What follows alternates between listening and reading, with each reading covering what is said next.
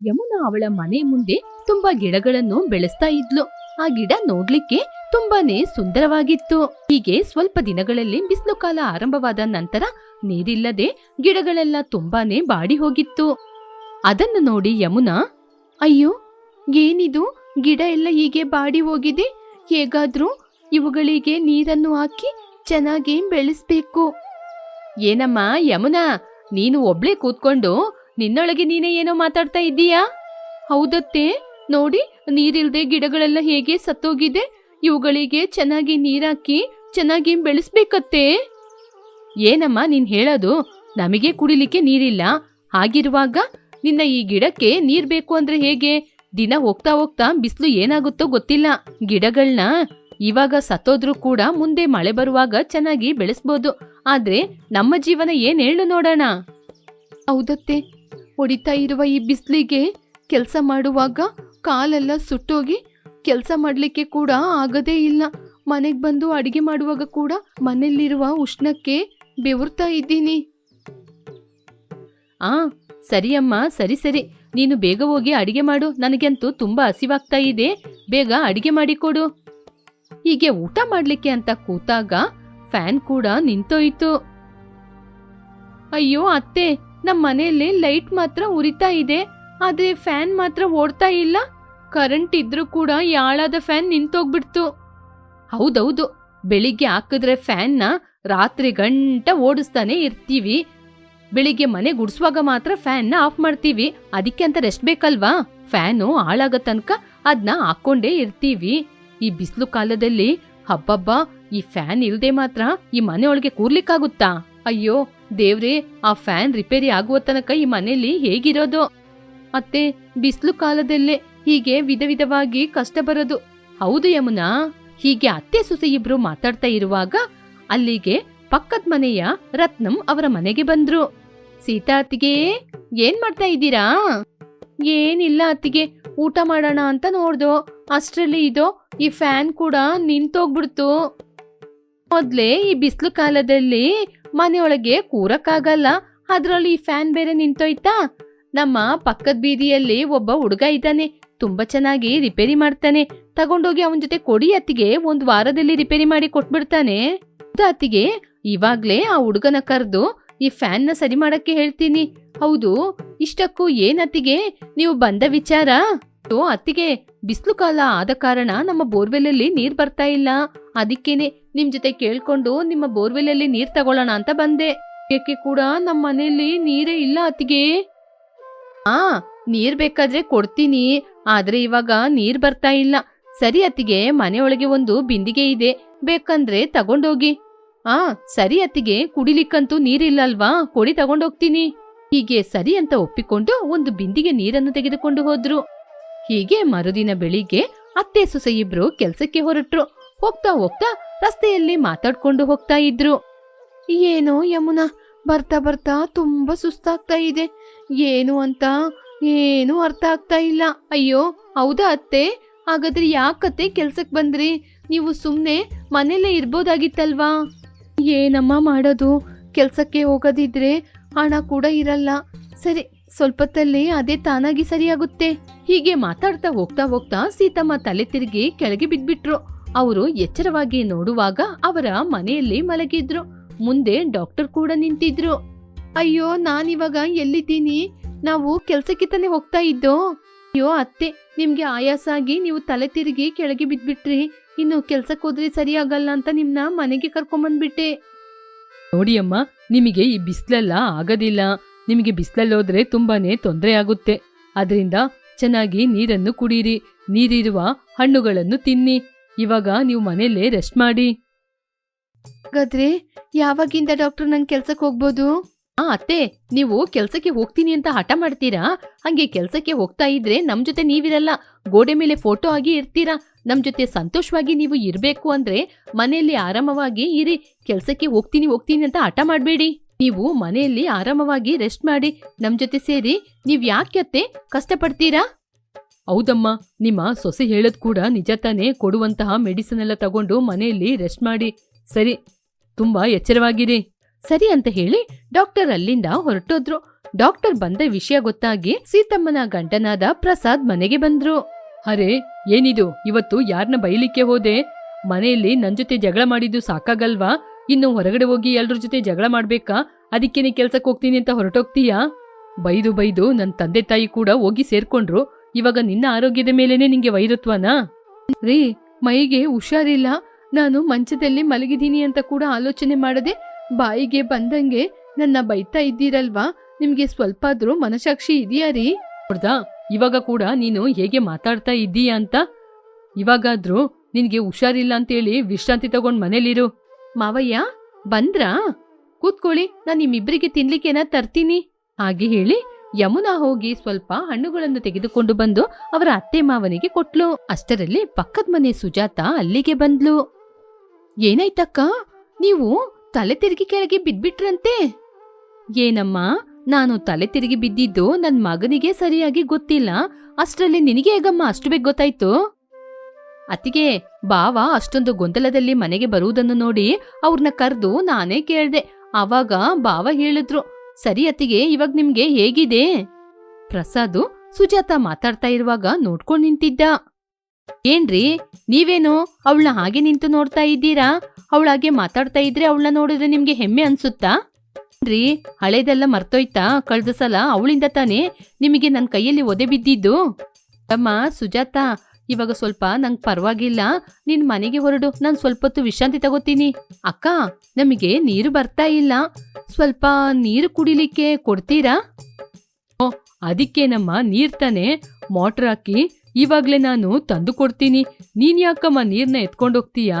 ನೀನು ಹೋಗಮ್ಮ, ನಾನೇ ನೀರು ಎತ್ಕೊಂಬಂದ್ ಕೊಡ್ತೀನಿ. ಸರಿ ಬಾವಾ, ನೀವೇ ತಂದ್ಕೊಡಿ, ನಾನು ಹೋಗ್ತೀನಿ. ಹಾಗೆ ಅಂತ ಹೇಳಿ ಸುಜಾತ ಅಲ್ಲಿಂದ ಹೊರಟೋದ್ಲು. ಏನಪ್ಪ, ಹೋಗಿ ನೀರ್ ತಗೊಂಡೋಗಿ ಕೊಡ್ತೀಯಾ? ಸರಿ ಸರಿ, ಹೋಗಿ ತಗೊಂಡೋಗಿ ಕೊಡಿ, ಹೋಗಿ ಹೋಗಿ. ಅವಳೇನು ನನ್ನ ಮಾತಾಡ್ಸ್ಲಿಕ್ಕೆ ಬಂದಿಲ್ಲ, ಅವಳು ನೀರಿಗೋಸ್ಕರನೇ ಬಂದಿದ್ದು.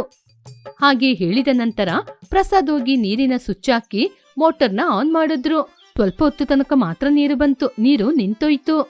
ಅಯ್ಯೋ ಏನಿದು, ನೀರು ನಿಂತೋಯ್ತು, ಇವಾಗ ಏನ್ ಮಾಡೋದು? ಸಿಕ್ಕಿದ ನೀರಷ್ಟು ಕೊಟ್ಟು ಬರ್ತೀನಿ. ಹಾಗೆ ಅಂತ ಹೇಳಿ ಪ್ರಸಾದ್ ನೀರನ್ನು ತೆಗೆದುಕೊಂಡು ಹೋಗಿ ಸುಜಾತನಿಗೆ ಕೊಟ್ಟು ಬಂದ್ರು. ನೀರಷ್ಟು ನೀರೆಲ್ಲ ತಗೊಂಡೋಗಿ ಅವಳಿಗೆ ಕೊಟ್ಟು ಬಂದ್ಬಿಟ್ರಲ್ಲ, ಇವಾಗ ನಾವು ನೀರಿಗೆ ಏನ್ರಿ ಮಾಡೋದು? ಏನ್ ಮಾಡ್ತಿರೋ ಅದೆಲ್ಲ ನನಗ್ ಗೊತ್ತಿಲ್ಲ, ಈಗ ನಮ್ಮನೆಗೆ ನೀರ್ ಬೇಕು.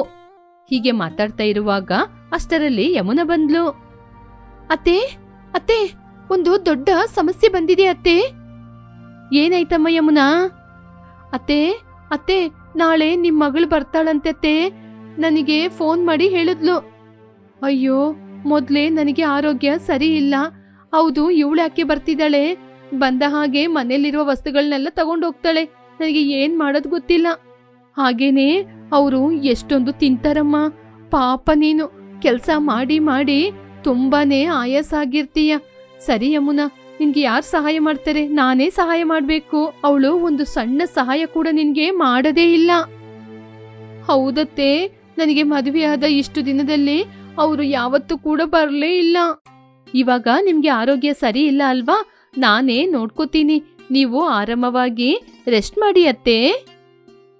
ಯಮುನಾ ಅವರೆಲ್ಲ ಬರ್ತಾ ಇದ್ದಾರೆ ಅಂತ ಅವಳೊಬ್ಬಳೇ ತುಂಬಾ ಕಷ್ಟಪಟ್ಟು ಎಲ್ಲ ಕೆಲಸವನ್ನು ಮಾಡ್ತಿದ್ಲು.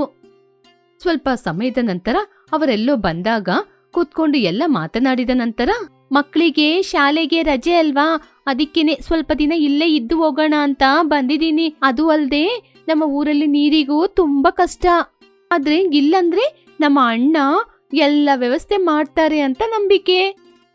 ಅಯ್ಯೋ ಇಲ್ಲ ಕಣಮ್ಮ, ಇಲ್ಲಿ ಕೂಡ ನೀರಿಗೆ ತುಂಬಾನೇ ಕಷ್ಟ ಇದೆ. ಅದು ಮಾತ್ರ ಅಲ್ಲ, ಇಲ್ ನೋಡು, ನೀನ್ ಕೂತಿದೀಯಾ, ಫ್ಯಾನ್ ಕೂಡ ಹೇಗೆ ನಿಂತೋಗಿದೆ ಅಂತ. ಫ್ಯಾನು ನೆನ್ನೆನೆ ಹಾಳಾಯ್ತಮ್ಮ. ಹೀಗೆ ಒಂದು 3 ದಿನಗಳು ಕಳೆದ ನಂತರ, ಅತ್ತೆ, ಇವರು ಇನ್ನೂ ಹೋಗ್ತಾ ಇಲ್ಲ, ಯಾವಾಗ ಹೋಗ್ತಾರತ್ತೆ? ಇವರಿಗೆ ಎಲ್ಲ ಮಾಡಿ ಕೊಟ್ಟು ಕೊಟ್ಟು ನಂಗೆ ತುಂಬಾ ಸುಸ್ತಾಗಿದೆ. ನನ್ನಿಂದ ಕೆಲ್ಸನೇ ಮಾಡಕ್ಕಾಗ್ತಿಲ್ಲ. ಈ ಬಿಸ್ಲಿಗೆ ಒಲೆ ಹತ್ರ ಹೋಗೋದು ಅಂದ್ರೆ ನನ್ಗೆ ತುಂಬಾನೇ ಕಷ್ಟ ಆಗ್ತಿದೆ ಅತ್ತೆ. ನಾನು ಹೇಳ್ದೆ ಅಲ್ವಮ್ಮ, ಇವಳು ಮಾತ್ರ ಬಂದ್ರೆ ಬೇಗ ಇಲ್ಲಿಂದ ಹೋಗೋದಿಲ್ಲ, ನಮಗೆ ಕಷ್ಟದ ಮೇಲೆ ಕಷ್ಟನ ಕೊಡ್ತಾನೆ ಇರ್ತಾಳೆ. ಇವ್ರನ್ನ ಇಲ್ಲಿಂದ ಕಳ್ಸೋದು ಅಂದ್ರೆ ನಮ್ಮಿಂದ ಆಗಲ್ಲ ಕಣಮ್ಮ. ಯಾಕೆ ಅಂದ್ರೆ ನಿಮ್ಮ ಮಾವ ಇದ್ದಾರಲ್ವಾ, ಇವ್ರ ಮೇಲೆ ತುಂಬಾ ಇಷ್ಟದಿಂದ ನೋಡ್ಕೋತಾರೆ. ಹೌದಾ ಅತ್ತೆ? ಸರಿ ಸರಿ ಇರಿ, ಇವಾಗ್ಲೇ ಇವ್ರು ಇಲ್ಲಿಂದ ಹೋಗುವ ರೀತಿ ನಾನ್ ಮಾಡ್ತೀನಿ. ಚಿಕ್ಕಮ್ಮ, ಒಮ್ಮೆ ಇಲ್ಲಿಗೆ ಬರ್ತೀರಾ? ಏನಾಯ್ತು ಯಮುನಾ, ಯಾಕೆ ಕರ್ದೆ? ಚಿಕ್ಕಮ್ಮ, ಹಣ್ಣುಗಳು ತರಕಾರಿ ಎಲ್ಲ ತರ್ಲಿಕ್ಕೆ ಮನೇಲಿ ನನ್ನ ಕೈಯಲ್ಲಿ ಹಣ ಇಲ್ಲ. 1,000 ರೂಪಾಯಿ ಕೊಟ್ರೆ ನಾನೋಗಿ ತರ್ತೀನಿ. 1,000 ರೂಪಾಯಿ ಕೊಡ್ತೀರಾ? ಅದು ಮಾತ್ರ ಅಲ್ಲದೆ ಅತ್ತೆಗೆ ಬೇರೆ ಸ್ವಲ್ಪ ಹುಷಾರಿಲ್ಲ ಅಲ್ವಾ, ಅವರು ಕೂಡ ಕೆಲಸಕ್ಕೆ ಬರಕ್ಕಾಗಲ್ಲ. ನಾನೊಬ್ಳೇ ಕೆಲಸ ಮಾಡಬೇಕು. ಮನೇಲಿ ಎಲ್ಲ ಅಡಿಗೆ ಮಾಡಿದೀನಿ, ಬೆಳಿಗ್ಗೆನೆ ಕೆಲಸ ಮಾಡಿದೀನಿ. ನೀವು ಕೂಡ ಮಧ್ಯಾಹ್ನಕ್ಕೆ ಸ್ವಲ್ಪ ನೋಡ್ಕೊಂಡು ಅಡಿಗೆ ಮಾಡ್ಕೊಳ್ಳಿ. ಅತ್ತೆಗೆ ಬೇರೆ ಇವಾಗ ತುಂಬಾನೇ ಖರ್ಚಾಗುತ್ತೆ. ಹಾಗೆ ಹೇಳಿ ಪ್ರತಿದಿನ ಅವಳು ಕೆಲಸಕ್ಕೆ ಹೊರಟೋಗ್ತಾ ಇದ್ಲು. ಮನೆಗೆ ಬಂದ ಸಂಬಂಧಿಕರ ಕೈಯಿಂದಾನೇ ಎಲ್ಲ ಕೆಲಸವನ್ನು ಮಾಡಿಸೋದ್ರಿಂದ ಬಂದವರು ಅಲ್ಲಿಂದ ಹೊರಟೋದ್ರು. ಸೊಸೆಯ ಬುದ್ಧಿವಂತಿಕೆಯನ್ನು ನೋಡಿ ಅತ್ತೆ ಕೂಡ ಸಂತೋಷಪಟ್ರು. ಅಷ್ಟರಲ್ಲಿ ಆ ಊರಿನ ದೊಡ್ಡ ಮನುಷ್ಯ ಎಲ್ಲರಿಗೂ ನೀರಿಗೆ ಸಹಾಯ ಆಗ್ಬೇಕು ಅಂತ ನೀರನ್ನು ಮನೆ ಹತ್ರ ತಂದು ಕೊಟ್ರು. ಹೀಗೆ ಮಾಡಿದ್ರಿಂದ ಎಲ್ಲರಿಗೂ ತುಂಬಾ ಸಹಾಯವಾಯಿತು. ನರೇಂದ್ರಪುರ ಎನ್ನುವ ಗ್ರಾಮದಲ್ಲಿ ಕೇಶವ ಅವನ ಹೆಂಡತಿ ಮತ್ತು ತಾಯಿ ಜೊತೆ ಜೀವನ ಮಾಡ್ತಿದ್ದ. ಒಂದು ದಿನ ಕೇಶವ ತುಂಬಾ ಗೊಂದಲದಿಂದ ಮನೆಗೆ ಬಂದ. ಏನ್ರಿ ಇಷ್ಟೊಂದು ಚಿಂತೆಯಲ್ಲಿದ್ದೀರಾ? ಏನ್ರಿ ನಡೀತು? ಯಾವಾಗ್ಲೂ ಮುಖದಲ್ಲಿ ಉತ್ಸಾಹದಿಂದ ಇರ್ತೀರಾ, ಏನ್ರಿ ಆಯ್ತು? ನೀವು ಹೀಗೆ ಇರೋದ್ ನೋಡಿದ್ರೆ ನಂಗೆ ಯಾಕೋ ತುಂಬಾ ಭಯ ಆಗ್ತಿದ್ದೀರಿ. ಏನೋ ಸೊಸೆ ಕೇಳ್ತಾನೆ ಇದ್ದಾಳೆ, ನೀನು ಅವಳು ಕೇಳುವ ಪ್ರಶ್ನೆಗೆ ಉತ್ತರ ಹೇಳ್ದೆ ಯಾಕೋ ಒಂಥರ ನಿಂತ್ಕೊಂಡಿದೀಯಾ? ಏನೂ ಇಲ್ಲಮ್ಮ, ಇವತ್ ನಾನು ಕೆಲ್ಸಕ್ಕೆ ಹೋಗಿದ ತಕ್ಷಣ ಅಲ್ಲಿ ಲೆಕ್ಕಾಚಾರದಲ್ಲಿ ಏನೋ ವ್ಯತ್ಯಾಸ ಬಂತು ಅಂತ ನನ್ನ ಕೆಲಸದಿಂದ ತೆಗ್ದಾಕ್ಬಿಟ್ರು. ಒಂದು ವೇಳೆ ಆ ಲೆಕ್ಕಾಚಾರ ತಪ್ಪಾದ್ರೆ ಆ ಹಣವನ್ನು ನನ್ನನ್ನೇ ಕಟ್ಬೇಕು ಅಂತ ಹೇಳಿದ್ರಮ್ಮ. ಅದೇನೋ ಇಷ್ಟು ದಿನ ಇಲ್ಲದಂತಹ ಲೆಕ್ಕಾಚಾರ ಇವತ್ತೇನು ಇದ್ದಕ್ಕಿದ್ದಂಗೆ ಬಂದ್ಬಿಟ್ಟಿದು. ಬೇರೆ ಯಾರಾದ್ರೂ ಏನೇನೋ ಮಾಡಿ ಆ ವಿಷಯನ ನಿನ್ಮೇಲೆ ಎತ್ತಾಕ್ಬಿಟ್ರ? ಓನರ್ ಜೊತೆ ಮಾತಾಡ್ದ? ಇಷ್ಟು ದಿನ ನಂಬಿಕೆಯಿಂದ ಕೆಲಸ ಮಾಡ್ತಿದೀಯಾ, ಅವರಿಗೆ ಗೊತ್ತಿಲ್ವಾ ಏನು? ಅವ್ರ ಜೊತೆ ಮಾತಾಡಿದ್ರೆ ತಾನೇ ನಿನ್ಗೆ ವಿಷಯ ಏನು ಅಂತ ಗೊತ್ತಾಗುತ್ತೆ. ನಮ್ಮ ಓನರೇ ಲೆಟ್ರನ್ನ ಕಳ್ಸಿದಮ್ಮ.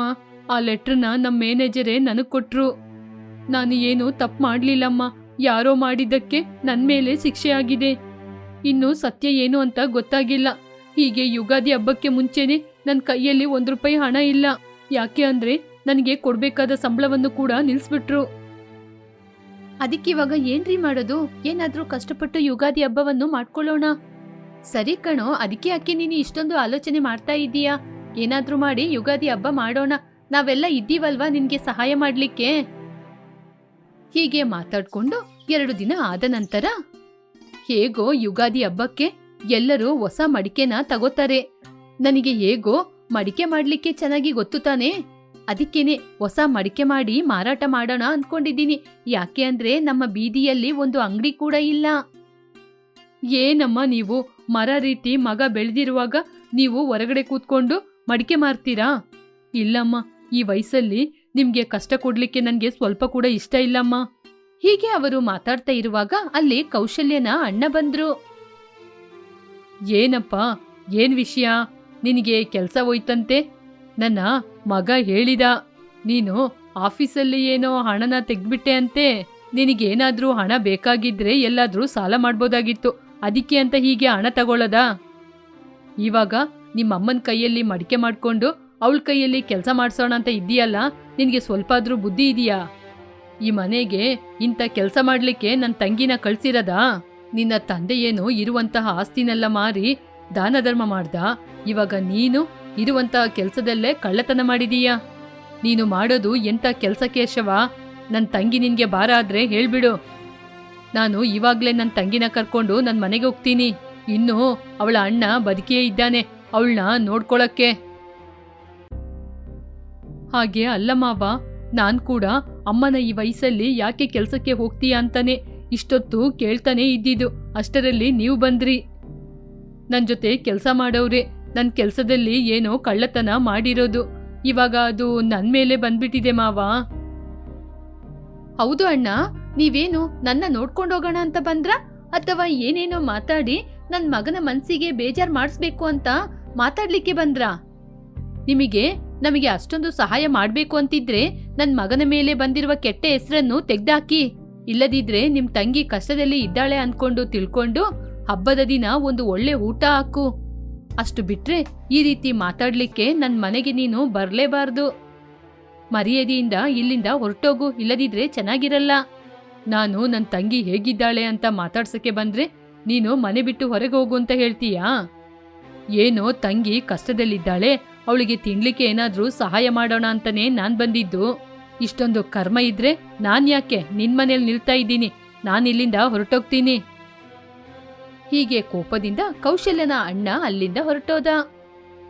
ಏನಮ್ಮ ಮಾವನ ಹೀಗೆ ಮಾತಾಡ್ಬಿಟ್ರಿ? ಏನೋ ನಮ್ಮ ಮನೇಲಿರುವ ಕಷ್ಟದ ಬಗ್ಗೆ ಮಾತಾಡ್ಲಿಕ್ಕೆ ಬಂದ್ರು, ಹೀಗೆ ಅವ್ರನ್ನ ಏನೇನೋ ಮಾತಾಡಿ ಕಳಿಸ್ಬಿಟ್ರಲ್ವಾ? ನನ್ನ ಜೊತೆಗೆ ಹುಟ್ಟಿದವನು ನನ್ ಕಷ್ಟ ಏನು ಅಂತ ನನ್ ಜೊತೆ ಕೇಳಿ ತಿಳ್ಕೊಂಡು ಅದಕ್ಕೆ ಪರಿಹಾರ ಮಾಡ್ಬೇಕು. ಅದ್ನ ಬಿಟ್ಟು ಅವನಿಷ್ಟಕ್ಕೆ ಬಂದು ಮಾತಾಡ್ತಾನೆ. ಮನೆಗೆ ಬಂದಂಗೆ ಬಾಯಿಗೆ ಬಂದ ಹಾಗೆ ಏನೇನೋ ಮಾತಾಡ್ತಿದ್ದಾನೆ. ಇಂಥವನ್ನ ಜೊತೆಗೆ ಹುಟ್ಟಿದವನು ಅಂತ ಹೇಳೋದಿಲ್ಲ ಕಣೋ, ಜೀವಂತವಾಗಿರುವಾಗನೇ ಕತ್ತು ಕುಯ್ಯುವವನು ಅಂತಾನೇ ಹೇಳೋದು. ಬೇಡಮ್ಮ, ಆ ರೀತಿ ಮಾತೆಲ್ಲ ಹೇಳ್ಬೇಡಿ, ಬಿಟ್ಬಿಡಿ. ಸರಿ, ಹಾಗಾದ್ರೆ ನಾನು ಮಣ್ಣಿನ ಮಡಿಕೆಯನ್ನ ವ್ಯಾಪಾರ ಮಾಡ್ತೀನಿ. ಇದೇ ಇವಾಗಿನ ನನ್ನ ತೀರ್ಮಾನ. ಇವಾಗ ಇರುವ ಪರಿಸ್ಥಿತಿಯಲ್ಲಿ ಎಲ್ಲರೂ ಏನಾದ್ರೂ ಒಂದು ಕೆಲಸ ಮಾಡೋದು ಒಳ್ಳೇದು. ಆ ದೇವರ ದಯೆಯಿಂದ ನಿನ್ನ ಮೇಲೆ ಬಿದ್ದ ಕೆಟ್ಟ ಹೆಸರೆಲ್ಲ ಹೋಗಿ ನಾವೆಲ್ಲರೂ ಸಂತೋಷವಾಗಿ ಮನೆಯಲ್ಲಿ ಜೀವನ ಮಾಡಬೇಕು. ಬರುವಂತ ಈ ಹೊಸ ವರ್ಷ ನಮ್ಮ ಮೇಲೆ ಯಾವ ಕೆಟ್ಟ ಹೆಸರು ಇಲ್ಲದ ಹಾಗೆ ಮಾಡಬೇಕು. ಹೌದು ಅತ್ತೆ, ನೀವ್ ಹೇಳೋದು ನಿಜ. ಆ ದೇವರ ದಯೆಯಿಂದ ಮುಂದೆ ಬರುವಂತಹ ಈ ಹೊಸ ವರ್ಷ ನಮ್ಮ ಮೇಲೆ ಬಿದ್ದ ಕೆಟ್ಟ ಹೆಸರನ್ನು ನೀಗಿಸ್ಬೇಕು. ನೀನು ಕೂಡ ನನ್ ಜೊತೆ ಸೇರಿ ಮಡಿಕೆನ ತಯಾರಿಸು ಲಾವಣ್ಯ. ನಾವಿಬ್ರು ಸೇರಿ ಮಾಡಿದ್ರೆ ಚೆನ್ನಾಗಿ ಲಾಭ ಬರುತ್ತೆ. ಅತ್ತೆ, ನನ್ ಜೊತೆ ಒಂದು ಒಳ್ಳೆ ಐಡಿಯಾ ಇದೆ ಅತ್ತೆ. ಹೌದಾ? ಅದು ಏನು ಅಂತ ಹೇಳಮ್ಮ. ಅತ್ತೆ, ನಮ್ಮ ಅಣ್ಣ ಇರೋದು ಹಳ್ಳಿ. ಇಲ್ಲಿ ದೊಡ್ಡ ದೊಡ್ಡ ಅಪಾರ್ಟ್ಮೆಂಟು, ಹಾಗೇನೆ ದೊಡ್ಡ ದೊಡ್ಡ ಬಂಗ್ಲೆನ ಬಿಟ್ರೆ ಈ ಊರಲ್ಲಿ ಇನ್ನೇನೂ ಇಲ್ಲ. ನಮ್ಮ ಹಳ್ಳಿಯಿಂದ ಮಾವಿನ ಎಲೆ, ಆಮೇಲೆ ಮಾವಿನಕಾಯಿ, ಮಾವಿನ ಹೂವು ಇದೆಲ್ಲ ತಗೊಂಬಂದು ಇಲ್ಲಿ ವ್ಯಾಪಾರ ಮಾಡಿದ್ರೆ ಚೆನ್ನಾಗಿ ವ್ಯಾಪಾರ ಆಗುತ್ತೆ ಅನ್ಕೋತೀನಿ ಅತ್ತೆ. ಇದ್ರಿಂದ ನಮಗೂ ಕೂಡ ಒಳ್ಳೆ ಲಾಭ ಬರ್ಬೋದು. ಒಂದು ಕಡೆ ನೀವು ಯುಗಾದಿಗೆ ಬೇಕಾದಂತಹ ಹೊಸ ಮಡಿಕೆನ ವ್ಯಾಪಾರ ಮಾಡಿ, ನಾನು ಇನ್ನೊಂದ್ ಕಡೆ ಕೂತ್ಕೊಂಡು ಯುಗಾದಿ ಹಬ್ಬಕ್ಕೆ ಬೇಕಾದ ವಸ್ತುಗಳನ್ನ ಮಾರಾಟ ಮಾಡ್ತೀನಿ. ಇದ್ರಿಂದ ನಾವು ಇಬ್ರು ಕೂಡ ಒಳ್ಳೆ ಲಾಭ ಸಂಪಾದನೆ ಮಾಡ್ಬೋದತ್ತೆ. ಹಬ್ಬ, ಒಳ್ಳೆ ಐಡಿಯಾ ಕೊಟ್ಟೆಮ್ಮ. ನೀನು ಈ ರೀತಿ ಒಳ್ಳೆ ಐಡಿಯಾ ಕೊಡ್ತೀಯ ಅಂತ ನಾನು ಅನ್ಕೊಂಡಿರ್ಲಿಲ್ಲ ಸೊಸೆ. ಬೇಡ ಲಾವಣ್ಯ, ನೀನು ಶ್ರೀಮಂತ ಮನೆಯಿಂದ ಬಂದವಳು. ನೀನು ರಸ್ತೆಯಲ್ಲಿ ಕೂತ್ಕೊಂಡು ಮಾವಿನಕಾಯಿ, ಮಾವಿನ ಹೂವು, ಬೇವಿನ ಎಲೆ ಎಲ್ಲ ಕೂತ್ಕೊಂಡು ಮಾಡ್ತಾ ಇದ್ರೆ ನಿಮ್ಮ ಅಣ್ಣಂದಿರ್ ನೋಡಿದ್ರೆ ಆಮೇಲೆ ನನ್ನ ಏನ್ ತಿಳ್ಕೊತಾರೆ? ನಾನು ಕೆಲ್ಸಕ್ಕೆ ಹೋಗದೆ ನಿಮ್ಮಿಬ್ಬರನ್ನ ಕೆಲ್ಸಕ್ಕೆ ಕಳಿಸ್ತಾ ಇದ್ದೀನಿ ಅಂತ ಅವರು ತಿಳ್ಕೊಳಲ್ವಾ? ಅದೆಲ್ಲ ಪರವಾಗಿಲ್ಲ ಕಣ್ರಿ. ನನ್ನೇ ಮನೆಗೋಸ್ಕರ ನಾನ್ ದುಡಿಯೋದು ನನಗೆ ನಾಚಿಕೆ ಇಲ್ಲ ರೀ. ಯಾರಾದ್ರೂ ನನ್ ಜೊತೆ ಬಂದ್ ಕೇಳಿದ್ರೆ ನನಗೆ ಅವರಿಗೆ ಹೇಗೆ ಉತ್ತರ ಹೇಳ್ಬೇಕು ಅಂತ ನನಗ್ ಗೊತ್ತು ರೀ. ಸರಿ, ನೀವು ಅತ್ತೆ ಸೊಸೆ ಇಬ್ರು ಸೇರ್ಕೊಂಡು ಒಂದೇ ವಿಷಯದ ಬಗ್ಗೆ ಮಾತಾಡಿದ್ರೆ ನಾನ್ ಯಾಕೆ ಬೇಡ ಅಂತ ಹೇಳೋದು? ನೀವು ಮಾಡುವಂತಹ ವ್ಯಾಪಾರನ ಬೇಡ ಅಂತ ಹೇಳಿದ್ರೆ ಎಲ್ಲರಿಗೂ ಜಗಳ ಆಗುತ್ತೆ. ಅದರಿಂದ ತಲೆನೋವು ನನಗೆ ತಾನೆ. ಸರಿ, ನೀವು ನಿಮ್ ಇಷ್ಟ ಪ್ರಕಾರ ಮಾಡಿ. ಹೀಗೆ ಮಾತಾಡ್ತಾ ಇರುವಾಗ ಆಫೀಸಲ್ಲಿ ಕೆಲಸ ಮಾಡುವ ಒಬ್ಬ ಕೆಲಸಗಾರ ಲಾವಣ್ಯನ ಮನೆಗೆ ಬಂದ. ಸರ್, ನಿಮಗೆ ಈ ಲೆಟ್ರ್ ಕೊಟ್ಟು ಬರ್ಲಿಕ್ಕೆ ಹೇಳಿದ್ರು, ಅದಕ್ಕೇನೆ ಬಂದೆ ನಾನು. ಕೇಶವ ಆ ಪೇಪರನ್ನು ತೆಗೆದು ಓದಿದಾಗ, ಯಾಕೆ ನನ್ನ ರಿಸೈನ್ ಲೆಟರ್ನ ಕೊಟ್ಟು ಕಳಿಸಿದ್ದಾರೆ? ನಾನು ಏನ್ ತಪ್ಪು ಮಾಡಿದ್ದೀನಿ ಅಂತ ಇನ್ನೂ ರುಜು ಆಗಿಲ್ಲ ತಾನೇ? ಮತ್ತೆ ಹೀಗೆ ಕಾಗದವನ್ನು ತೋರಿಸಿ ಯಾಕೆ ನನ್ನ ಭಯಪಡಿಸ್ತಿದ್ದಾರೆ? ನನ್ನ ಕೇಳಿದ್ರೆ ನಾನು ಏನ್ ಸರ್ ಮಾಡೋದು? ಅವ್ರು ನನ್ನ ಜೊತೆ ಕೊಟ್ಟು ಬರ್ಲಿಕ್ಕೆ ಹೇಳಿದ್ರು, ಅದ್ರಿಂದ ನಾನು ತಗೊಂಬಂದೆ. ಅದನ್ನ ಬಿಟ್ರೆ ಅದ್ರಲ್ಲಿ ಏನ್ ಬರ್ದಿದೆ ಅಂತ ನನಗ್ ಮಾತ್ರ ಹೇಗೆ ಗೊತ್ತಾಗುತ್ತೆ? ಹೀಗೆ ಆ ಆಫೀಸ್ ಅವನು ಹೇಳಿ ಅಲ್ಲಿಂದ ಹೊರಟ. ಮನೆಯಲ್ಲಿ ಎಲ್ಲರೂ ಒಂದೇ ಕಡೆ ಕೂತ್ಕೊಂಡು ತುಂಬಾ ಬೇಜಾರ್ ಮಾಡ್ತಾ ಇದ್ರು. ಏನ್ರಿ ಇದು, ನೀವು ಯಾವ ತಪ್ಪು ಮಾಡಿಲ್ಲ ಅಂತ ಸ್ವಲ್ಪ ದಿನದಲ್ಲಿ ಅವರೇ ತಿಳ್ಕೊತಾರೆ ಅಂತ ಯೋಚನೆ ಮಾಡಿದ್ದು. ಮತ್ತೆ ಕರೀತಾರೆ ಅನ್ಕೊಂಡಿದ್ರೆ ಹೀಗೆ ರಾಜೀನಾಮೆ ಲೆಟರ್ನ ಕೊಟ್ಟು ಕಳ್ಸಿದ್ದಾರೆ. ಏನ್ರಿ ಇದು? ಹಾಗಾದ್ರೆ ಇನ್ನು ಸ್ವಲ್ಪ ದಿನದಲ್ಲಿ ನಿಮ್ಗೆ ಕೆಲಸ ಸಿಗುತ್ತೆ ಅಂತ ನಾವು ಅನ್ಕೊಂಡಿದ್ದ ಆಲೋಚನೆ ಭ್ರಮೇನಾ? ಯಾಕೆ ಲಾವಣ್ಯ ನೀನು ಅಷ್ಟೊಂದು ಭಯಪಡ್ತಾ ಇದ್ದೀಯಾ? ರಾಜೀನಾಮಾ ಲೆಟರಲ್ಲಿ ನಾನು ಇನ್ನೂ ಸಿಗ್ನೇಚರ್ ಹಾಕಿಲ್ಲ ತಾನೇ? ಆ ಲೆಟರಲ್ಲಿ ನಾನು ಕೂಡ ಸೈನ್ ಹಾಕಿದ್ರೆ ಮಾತ್ರ ನನ್ನ ಕೆಲಸನ ಬಿಟ್ಟ ಹಾಗೆ. ಇಲ್ಲದಿದ್ರೆ ಈ ಪೇಪರು ಯಾವುದಕ್ಕೂ ಯೂಸ್ ಆಗಲ್ಲ. ಇಂತಹ ಕಷ್ಟದ ಸಮಯದಲ್ಲಿ ನಾವು ನಿನ್ ಜೊತೆ ನಿಂತ್ಕೊಂಡು ನಿನಗೆ ಸಹಾಯ ಮಾಡದಿದ್ರೆ ನಿನಗೇನೆ ತುಂಬಾ ಕಷ್ಟ ಆಗುತ್ತಪ್ಪ. ಅದಕ್ಕೇನೆ ನಾಳೆಯಿಂದ ನಾನು ನಿನ್ನ ಹೆಂಡತಿ ಹೊರಗಡೆ ಮಡಿಕೆ ಕೆಲವೊಂದು ವಸ್ತುಗಳ ವ್ಯಾಪಾರ ಮಾಡ್ತೀವಿ ಹಾಗೆ ಅನ್ಕೊಂಡು ಅತ್ತೆ ಸೊಸೆ ಇಬ್ರು ವ್ಯಾಪಾರವನ್ನ ಆರಂಭಿಸಿದ್ರು. ಅತ್ತೆ, ನಮ್ಮ ವ್ಯಾಪಾರ ಎಲ್ಲರಿಗಿಂತ ಜಾಸ್ತಿ ಚೆನ್ನಾಗಿ ವ್ಯಾಪಾರ ಆಗ್ಬೇಕಂದ್ರೆ ಎಲ್ಲರೂ ವ್ಯಾಪಾರ ಮಾಡುವುದಕ್ಕಿಂತ ನಾವು 1 ರೂಪಾಯಿ 2 ರೂಪಾಯಿನ ಕಮ್ಮಿ ಮಾಡೋಣ. ಹಾಗೆ ಮಾಡಿದ್ರೆ ಜನರು ನಮ್ಮ ಹತ್ರನೇ ಬರ್ತಾರೆ, ನಮಗೂ ಲಾಭ ಕೂಡ ಬರುತ್ತೆ, ನಮ್ಮ ವ್ಯಾಪಾರ ಕೂಡ ಚೆನ್ನಾಗಿರುತ್ತೆ. ತುಂಬಾ ಜನ ಬಂದು ನಮ್ ಜೊತೆನೆ ವಸ್ತುಗಳನ್ನ ತಗೊಳ್ತಾರತ್ತೆ. ಸರಿ ಅಮ್ಮ, ನೀನು ಹೇಳಿದ ಹಾಗೆ ಕಡಿಮೆ ಬೆಲೆಗೇನೆ ಮಾರಾಟ ಮಾಡೋಣ. ಹೀಗೆ ವ್ಯಾಪಾರ ಮಾಡಿದ್ರಿಂದ ಅವರಿಗೆ ದಿನದಿಂದ ದಿನಕ್ಕೆ ಲಾಭ ಜಾಸ್ತಿ ಆಗ್ತಾ ಇತ್ತು. ಯುಗಾದಿ ಹಬ್ಬ ಬರುವಾಗ ಕೈಯಲ್ಲಿ ತುಂಬಾ ಹಣ ಇತ್ತು. ಲಾವಣ್ಯ, ನಮ್ ಕೈಗೆ ತುಂಬಾ ಹಣ ಬಂದಿದೆ, ಇದ್ರಿಂದ ನಾವು ಯುಗಾದಿ ಹಬ್ಬ ಮಾಡ್ಬೋದು. ಈ ಹಣದಲ್ಲಿ ನಮ್ಮ ಎಲ್ಲರಿಗೂ ಬಟ್ಟೆನ ತಗೊಳ್ಳೋಣ. ಅದು ಮಾತ್ರ ಅಲ್ಲದೆ ಕೇಶವ ಈ ಹಬ್ಬದ ಸಮಯದಲ್ಲಿ ಎಲ್ಲವನ್ನು ಮರೆತು ನಮ್ ಜೊತೆ ಸಂತೋಷವಾಗಿರ್ಬೇಕು. ಅವನಿಗೆ ಯಾವುದೂ ಕೂಡ ಜ್ಞಾಪಕಕ್ಕೆ ತರದೆ ಅವನ್ ಜೊತೆ ಸೇರಿ ಎಲ್ರೂ ಸಂತೋಷವಾಗಿರ್ಬೇಕು.